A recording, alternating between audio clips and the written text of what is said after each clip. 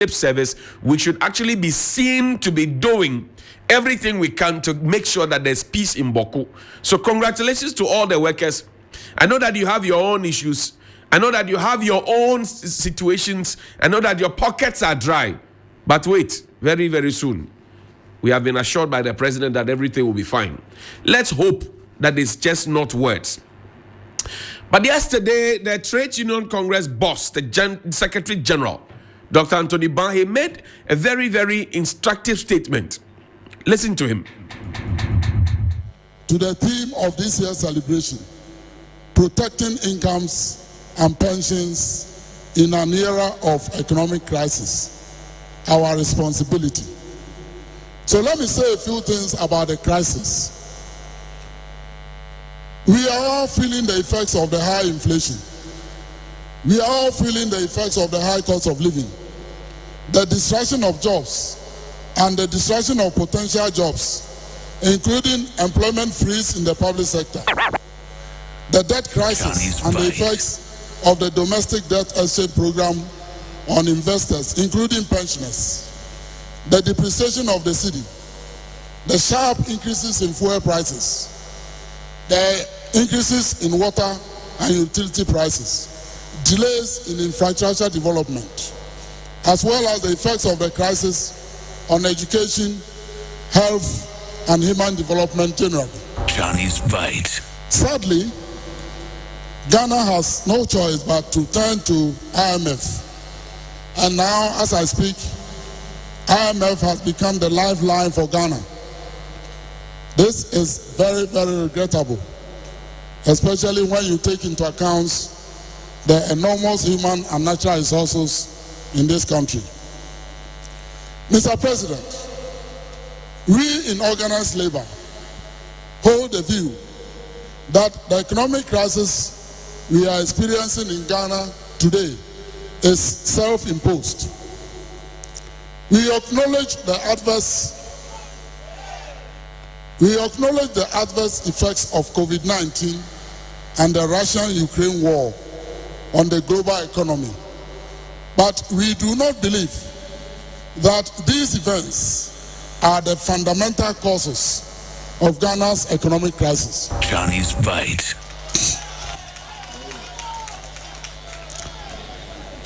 COVID-19 and the war in Ukraine have only exposed the weakness of our economy and the economic policy framework. And that was Anthony Ban, Dr. Anthony Ban. You heard him.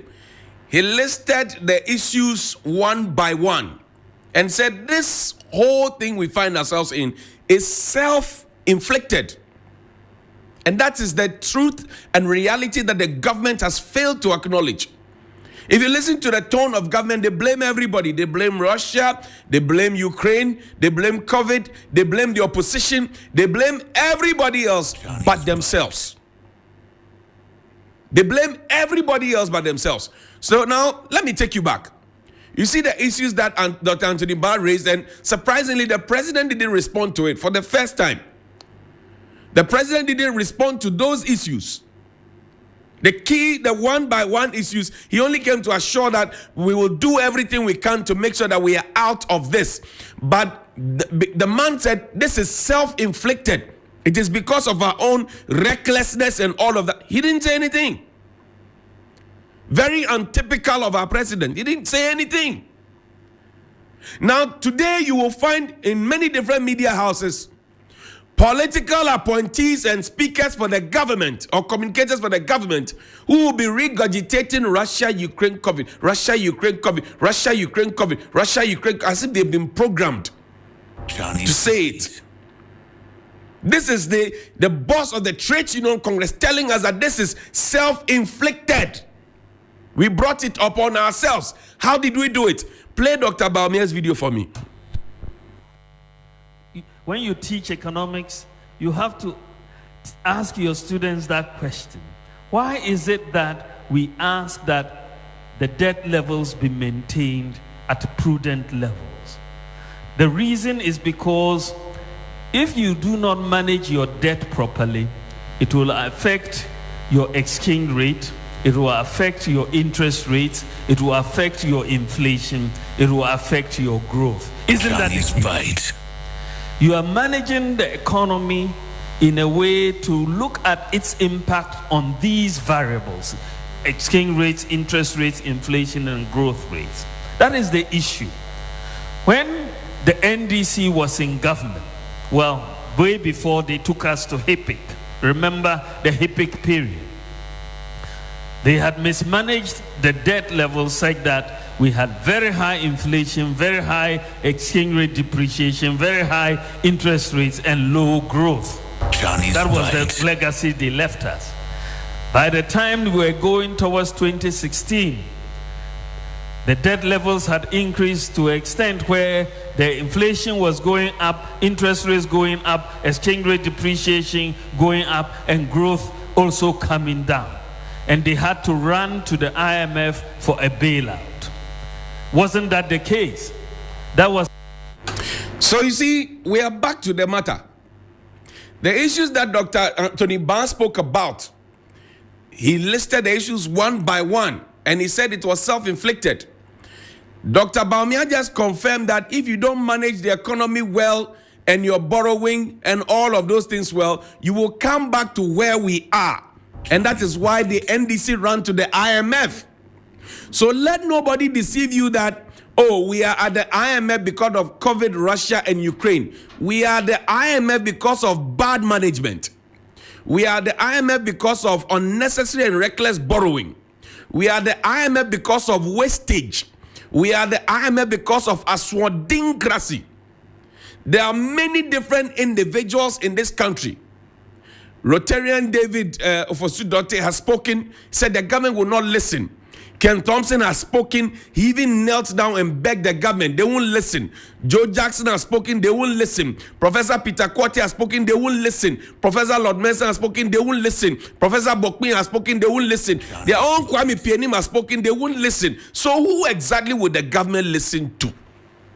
Aswadincracy, enumdracracy, minimcracy, ananacracy, minhuanucracy, but still COVID, Russia, Ukraine. Listen to the president. Economic management in the country. To address this, Johnny's Bite. the IMF recently insisted on the passage of a Public Financial Management Act. However, the law as enacted is woefully inadequate because it lacks the key elements that will protect the public purse from abuse. Fiscal policy implementation as it stands now lacks three basic elements: Johnny's Bite. the absence of a transparent institutional arrangement for providing quality fiscal information to the public, the absence of a mechanism for ensuring accountability in implementing optimal fiscal policies to guarantee the stability of the system, and the absence of an institution to ensure the credibility of fiscal projections provided by the government. Johnny's Bite. To address the problem of the current high public debt levels and the country's high risk of debt distress, our government will adopt and implement rules to anchor fiscal policy implementation. For example, there will be specific targets for the reduction of government borrowing and debt. Johnny's Bite. That is our president. You see the English? So that fiscal discipline, the 5% that the government itself said, oh, the previous government did so we are going to improve. Where is it? We suspended it when COVID came. And the excuse was that, oh, because we are not in normal times. But we borrowed so much and benefited so much from COVID that we even got an excess. We got surplus to support our budget. So let nobody deceive you. This morning, anybody, if they raise the question about how bad the economic situation is, how bad workers are being paid, how much we are being taxed, how we can't see the tax, how there's wastage and all of that, if anybody tells you it's COVID, Russia, Ukraine, know that they are telling blatant, pure white lies. Johnny's Bite. Because I've demonstrated to you what Dr. Anthony Yalban said. I've demonstrated to you what Dr. Bawumia said in the past to a TESCON meeting at UCC. He thought he was speaking just to MPP people. And I've demonstrated to you what the president said and his own promise of protecting the public purse. Last year, May, the president told us that we're going to cut, well, in fact, it was a letter from the Chief of Staff Office, that government appointees were going to cut 30% of whatever it is that they earn in order to burden share. Council of State came and they said they were going to give 20% of the allowances. Now, tomorrow I'll do the calculation for you.